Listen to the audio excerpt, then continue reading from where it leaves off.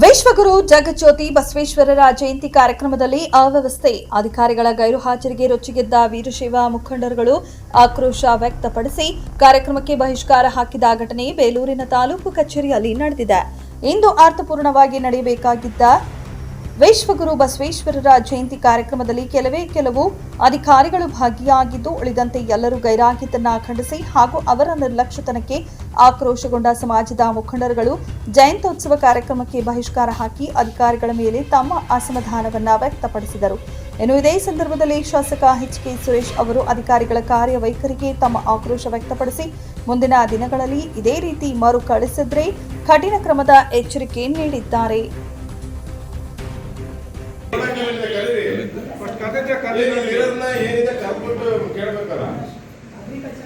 ಎಲ್ಲಿ ಕೇಳಿ, ಯಾವ ಡಿಪಾರ್ಟ್ಮೆಂಟ್ ಹೇಳ್ಸಿ, ಯಾರಿದ್ದಾರೆ ಕೇಳಿ, ನಿಮ್ಗೆ ಎಂಟ್ರಿ ಮಾಡಿಸ್ಕೊಡಿ. ಕಾಟಾಚಾರಕ್ಕೆ ಇಲ್ಲಿ ಬೇಕಾ ಬಿಟ್ಟು ಬಂದ್ಬಿಟ್ಟು ಪ್ರತಿ ವರ್ಷ ಇಲ್ಲೇ ಮಾಡೋದಾಗ ಏನಾಗಬೇಕು ನಾವು ಇಲ್ಲಿ ಇರೋದ್ರಲ್ಲಿ 90 ಭಾಗ ನಮ್ಮ ಕಡೆ ಬಂದಿರೋರೇ ಇರೋದು. ಏನು ಕಾಟಾಚಾರ ಕಾರ್ಯಕ್ರಮ ಮಾಡ್ತೀರಾ ನೀವು? ಅಷ್ಟೇ.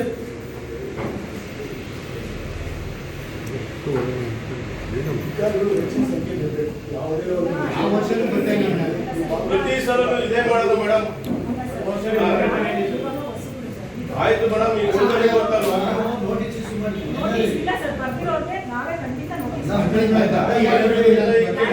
ಈಗ ಯಾರ್ಯಾರು ಬಂದಿಲ್ಲ ನೋಟಿಸ್ ಕೊಡ್ತೀವಿ. ನಾವೇ ಕರ್ಕೊಂಡು ನಾವೇ ಫಂಕ್ಷನ್ ಮಾಡ್ಕೊಂಡು ನಾವೇ ಮಾಡ್ಕೊಳ್ಳಿ. ಎಲ್ಲ ಇವ್ರ ಜೊತೆ ಯಾಕೆ ಬರ್ಬೇಕು ನಾವು ಫಂಕ್ಷನ್ ಅಲ್ಲಿ?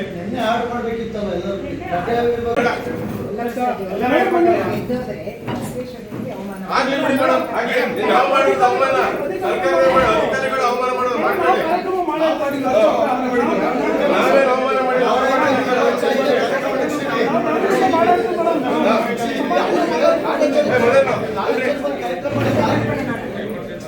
ಇವ್ರ ಜೊತೆ ಕೊಡೋದಿಲ್ಲ.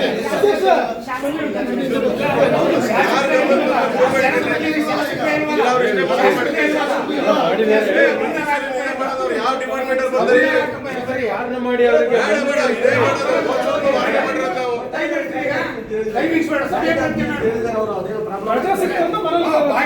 ನಮಗೇನು ಕೆಲಸ ಇರಲ್ವಾ? ನಮಗೇನು ಫಂಕ್ಷನ್ ಇರಲ್ವಾ?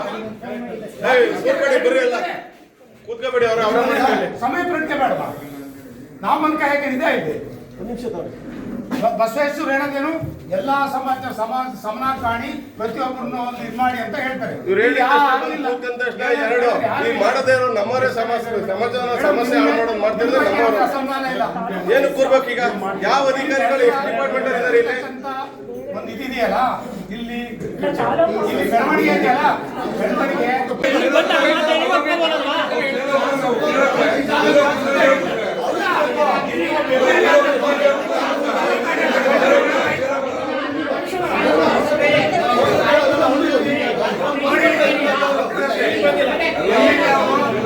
ಜನಪ್ರತಿನಿಧಿ ಕಂಟ್ರೋಲ್ ಇಟ್ಕೊಂಡು ಅವ್ರು ಬಂದು ಇಲ್ಲಿ ಪ್ರೆಸೆನ್ಸ್ ಆಗಬೇಕು.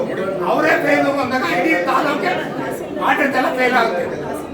ಇದು ಒಂದು ಅವ್ಯವಸ್ಥೆ. ಇದು ನಮ್ಮ ಸಮಾಜಕ್ಕೆ ಮಾಡಿದ ಅವಮಾನ. ಇದು ನಮ್ಮ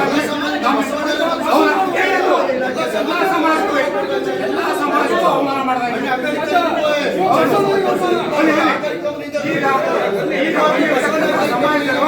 ನಾವು ಸಭೆಯನ್ನು ಬಹಿಷ್ಕಾರ ಮಾಡ್ತಾ ಇದ್ದೇವೆ. ನೀವು ಯಾವುದೇ ತಾರತಮ್ಯ ಇಲ್ಲ. ಕಾರ್ಯಕ್ರಮ ಮಾಡ್ತಾರೆ.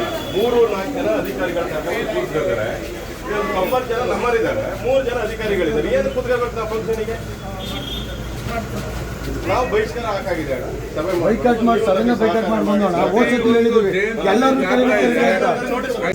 ಅವಮಾನಗಳನ್ನ ತಾವು ನೋಡಿದ್ದೀರಾ. ಜಗಜ್ಯೋತಿ ಬಸವಣ್ಣನವರು ಇವತ್ತು ಅನುಭವ ಮಂಟಪದ ಮೂಲಕ ಸಂಸತ್ತು ನಿರ್ಮಾಣ ಆಗೋಕ್ಕಿಂತ ಮುಂಚೆ ಇಡೀ ದೇಶಕ್ಕೆ ಒಂದು ದೊಡ್ಡ ಸಂಸತ್ತನ್ನೇ ನಿರ್ಮಾಣ ಮಾಡಿದಂತಹ ಜಗಜ್ಯೋತಿ ಬಸವಣ್ಣನವರ ಇವತ್ತು ಜನ್ಮದಿನವನ್ನು ನಿಜವಾಗ್ಲೂ ನೋಡಿದರೆ ನನಗೆ ತುಂಬ ದುಃಖ ಆಗುತ್ತೆ. ಇದು ಯಾವ ರೀತಿ ಇದಕ್ಕೆ ವರ್ಣನೆ ಮಾಡಬೇಕು ಅಂತಕ್ಕಂಥದ್ದಾಗುತ್ತೆ. ನಾನು ಸಮಾಜದ ಮುಖಂಡರುಗಳಲ್ಲಿ ಮತ್ತು ಬಸವಣ್ಣನವರ ಎಲ್ಲ ಅನ್ವಯಗಳಲ್ಲಿ ವಿನಂತಿಯನ್ನು ಮಾಡ್ತೀನಿ. ಬಹುಶಃ ಈ ಥರದ್ದು ಎಲ್ಲೂ ಮರುಗಳಿಸಬಾರ್ದು.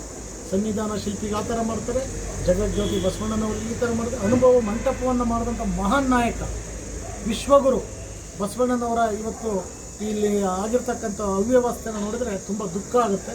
ನಾನು ತಮ್ಮಲ್ಲಿ ವಿನಂತಿ ಮಾಡ್ತಕ್ಕಂಥದ್ದಿಷ್ಟೇ, ನಾವೇನಾದರೂ ಸಮಾಜದ ಪರವಾಗಿ ಸಜ್ಜನರ ಪರವಾಗಿ ಧ್ವನಿಯನ್ನು ಎತ್ತಿದರೆ ಆ ಧ್ವನಿಯನ್ನು ಎಲ್ಲೋ ಒಂದು ಕಡೆ ಬೇರೆ ರೀತಿಯಲ್ಲಿ ತಿರ್ತಕ್ಕಂಥ ಕೆಲಸ ಮಾಡ್ತಾರೆ. ಅದಕ್ಕೆ ನಾನು ಆ ಧ್ವನಿಯನ್ನು ಎತ್ತಕ್ಕೋಗಲ್ಲ. ಮೊನ್ನೆ ಜಿಲ್ಲಾಧಿಕಾರಿಗಳಲ್ಲಿ ತಮ್ಮ ಮೂಲಕ ವಿನಂತಿಯನ್ನು ಮಾಡ್ತೀನಿ. ಈ ರೀತಿ ಅವಮಾನಿಸ್ತಕ್ಕಂಥ ಸಂವಿಧಾನ ಶಿಲ್ಪಿಗಳಿಗೆ, ಜಗಜ್ಯೋತಿ ಬಸವಣ್ಣನವರಿಗೆ ಇದನ್ನು ಅವಮಾನಿಸ್ತಕ್ಕಂಥ ಕೆಲಸ ತಾಲೂಕಲ್ಲಿ ಆಗ್ತಾ ಇದೆ. ಇದನ್ನು ಎತ್ತೆಚ್ಕೊಳ್ಬೇಕು. ಇದರಿಂದ ಮುಂದಿನ ದಿವಸಗಳಲ್ಲಿ ಯಾವ ಉಗ್ರ ಹೋರಾಟ ತಗೊಳುತ್ತೆ ಅಂತ ಗೊತ್ತಿಲ್ಲ ಅಂತಕ್ಕಂಥದ್ದು ಮೊನ್ನೆ ಜಿಲ್ಲಾಧಿಕಾರಿಗಳಿಗೆ ಈ ಸಂದರ್ಭದಲ್ಲಿ ತಮ್ಮ ಮೂಲಕ ನಾನು ಆಗ್ರಹವನ್ನು ಸಹ ಮಾಡ್ತಾಯಿದ್ದೀನಿ. ನಾನು ಸಮಾಜದ ಎಲ್ಲ ಮುಖಂಡಗಳಿಗೆ ವಿನಂತಿಯನ್ನು ಮಾಡ್ತಾಯಿದ್ದೀನಿ. ಮೊನ್ನೆ ಬಾಬಾ ಸಾಹೇಬ್ ಅಂಬೇಡ್ಕರ್ ಅವರ ಅನ್ವಯಿಗಳು ಒಂದೇ ಒಂದು ಹೇಳಿದರು, ಇಲ್ಲಿ ಈ ರೀತಿ ಅವ್ಯವಸ್ಥೆ ಆಗಿದೆ, ಇದಾಗಿದೆ, ನೀವು ಯಾವುದೇ ಕಾರಣದಿಂದ ಒಳಗಡೆ ಹೋಗಬಾರ್ದು ಅಂತಕ್ಕಂಥದ್ದನ್ನು ಇದು ಮಾಡಿದರು. ಅದಕ್ಕೆ ಅನುಗುಣವಾಗಿ ನನಗೆ ಸಮಾಜ ಮುಖ್ಯನ ಹೊರತು ಯಾರೋ ಅಧಿಕಾರಿ ಒಬ್ಬರು ಮುಖ್ಯ ಅಲ್ಲ. ಅದಕ್ಕೆ ಅನುಗುಣವಾಗಿ ಅವತ್ತು ಸಹ ನಡ್ಕೊಂಡಿರ್ತಕ್ಕಂಥ ತಮ್ಮೆಲ್ಲರ ಮುಂದೆ ನಿರ್ದೇಶನ ಇದೆ. ಇವತ್ತು ಸಹ ಸಮಾಜದ ಎಲ್ಲ ಮುಖಂಡರು ಹೇಳ್ತಾ ಇದ್ದಾರೆ, ಅಂಬೇಡ್ಕರ್ ನಾವು ಹೇಳ್ತೀವಿ, ಅದನ್ನು ಪಾಲನೆ ಮಾಡಬೇಕಲ್ವಾ? ಪಾಲನೆ ಮಾಡೋದ್ರಲ್ಲಿ ಸರ್ಕಾರ ವಿಫಲ ಆಗ್ತಾ ಇದೆ. ಬಹುಶಃ ಎಲ್ಲೋ ಒಂದು ಕಡೆ ವಿರೋಧ ಪಕ್ಷದ ಶಾಸಕರಿದ್ದಾರೆ ಅಂತಕ್ಕಂಥ ದೂರದೃಷ್ಟಿಯನ್ನು ಕಂಡು ಈ ಥರ ಏನಾರು ಮಾಡ್ತಾ ಇದ್ದಾರೆ ಅಂತಕ್ಕಂಥದ್ದು ಜಿಲ್ಲಾಡಳಿತವನ್ನು ನಾನು ಪ್ರಶ್ನೆಯನ್ನು ಮಾಡಬೇಕಾಗುತ್ತೆ. ಯಾಕೆ ಈ ರೀತಿ ಮಲತಾಯಿ ಧೋರಣೆಯನ್ನು ತಾವು ಮಾಡ್ತಾ ಇದ್ದೀರಾ ಅಂತಕ್ಕಂಥದ್ದು. ಇದಕ್ಕೆ ಸಂಬಂಧಪಟ್ಟಂಗೆ ಮೊನ್ನೆ ನಡೆದಂಥದ್ದು ಮತ್ತು ಇವತ್ತು ನಡೆದಿರ್ತಕ್ಕಂಥ ಸಂಗತಿಯನ್ನು ಸರ್ಕಾರದ ಗಮನಕ್ಕೆ, ಜಿಲ್ಲಾಧಿಕಾರಿಗಳ ಗಮನಕ್ಕೆ ತರಲಿಕ್ಕೆ ಇಚ್ಛೆ ಪಡ್ತೀನಿ. ಅದಾದ ನಂತರ ಸಮಾಜದ ಮುಖಂಡರುಗಳು ಏನು ಹೇಳ್ತಾರೆ